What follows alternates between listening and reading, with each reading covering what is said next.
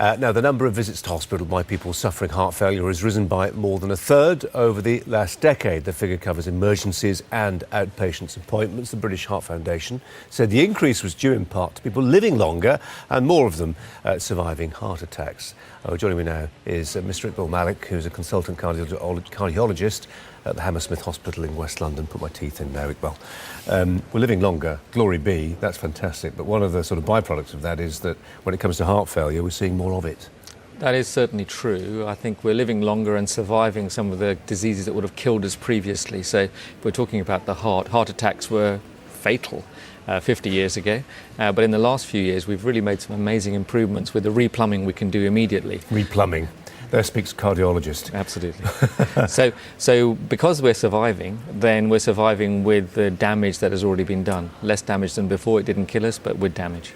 And people who've got damaged hearts, the quality of their life is seriously worsened, isn't it? Just struggling to get upstairs, for instance. Absolutely. So it could be that your damage doesn't affect you that much. You can get on with a fairly normal life. But if it's worse than that, then you're going to be limited. Climbing stairs, exercising, even getting up and going to the bathroom could be difficult for you.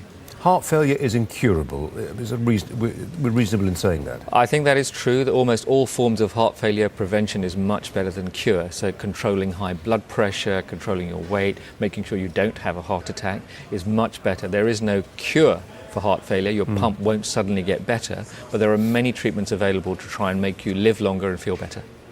This is an appallingly crude barometer, but as we sit here doing health stories, I would guess we do a good news story related to cancer a couple of times a week, maybe a couple of times a month for the heart, which tells you maybe something about the direction of travel when it comes to research. We know that, for instance, cancer research gets a lot of money thrown at it, entirely justifiable and understandable. Does it get more money than heart research? I'm not sure what those figures are. The British Heart Foundation does a great deal of work in actually promoting cardiovascular research, and at the Hammersmith Hospital we've got quite a few programs going to try and help heart failure patients as well.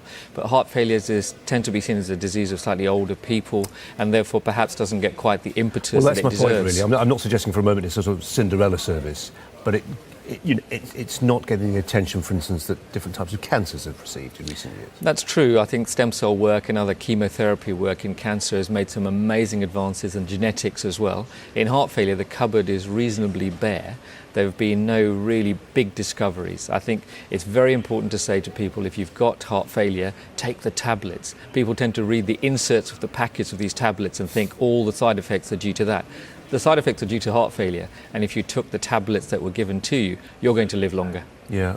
When you arrived on set and we were talking about something else, not on this subject, we talked about transplants, and you just knitted your brow and said, forget it, it's not an option, not for older people. I think it's not a realistic option in this country. Heart transplantation is on the way down because there are no organs. You have to die. Heart transplantation it's on the way down. It's on the way down in this country. There are no organs. So if you have an opt-out system, because everyone wants to receive a donation, but they don't carry a donor card in case something happens to them. So a better system may be to have an opt-out system. So it's assumed you will donate if, God forbid, something happens to you, and someone has to actually make a decision against donating. That would increase the number of donors and make transplantation realistic. But over the age of 60, you're not going to get a heart transplant in this country. Under the age of 60, you're going to have difficulty. Yeah.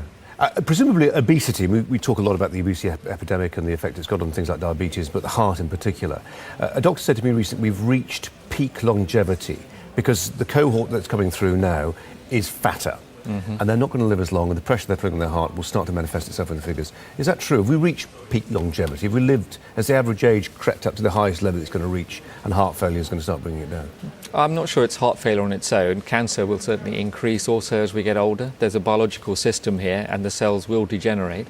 I think there is some very impressive data that a slightly starved person will live longer. It comes from animal studies, but actually big population cohorts for when there were big famines also suggest that your longevity is longer if you aren't actually having that amazingly nutritious diet that we eat with lots of cheesecake. It's actually really going to be better if we are slightly hungry.